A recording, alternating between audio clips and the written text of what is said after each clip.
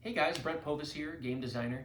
I'm really sorry I can't be with you today. We have a daughter who's homesick, so I am with her, but I wanted to be with you in spirit and also via this little video. I think you just got an example of how to start tinkering with game design and the mechanics of how games work by modifying games that you already know.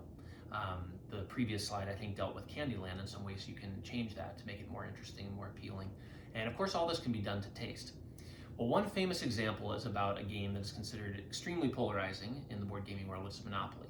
Some people dig it, beg their parents or siblings to play it. Other people despise it. The game can take forever. You end up wanting to flip the board over. Well, game designers have a tradition of doing a design competition around Monopoly, where they will make changes, often drastic changes, to make the game funnier, more interesting, more tactical, so it's not so luck-based, any variety of things. Well, one that I recalled encountering, and it was just in passing and I didn't see exactly how it worked, but it involved a T-Rex. And I thought that was a pretty funny idea to have a T-Rex marching around Atlantic City onto these properties. Now, in thinking about this, and this is part of the reason we're recording the video, is I just started thinking like a game designer about how that T-Rex could work, because I didn't learn how it did work.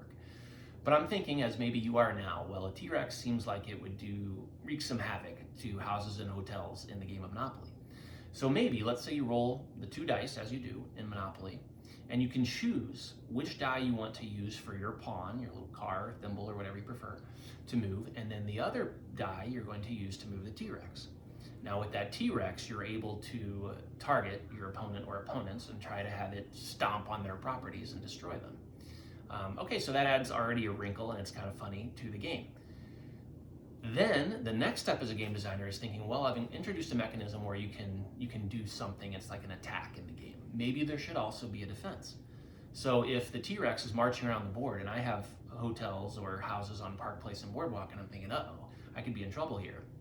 Maybe I want to protect those. Well, how would you protect properties in real life? You'd insure them.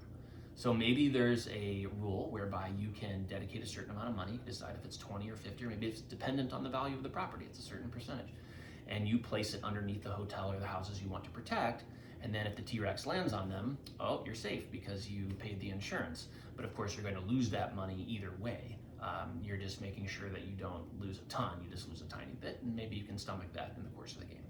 So that's an example of how you can modify a game to make it more interesting, to make it funnier, to make it more palatable. And I started doing that as a kid. That was, I think, a big part of how I became a game designer. That was part of the game playing culture of our family, was to take games, and particularly ones that were new, and we thought, this isn't exactly what we hoped for, but can we make it something that we hoped for? How could we improve it and make it a family favorite?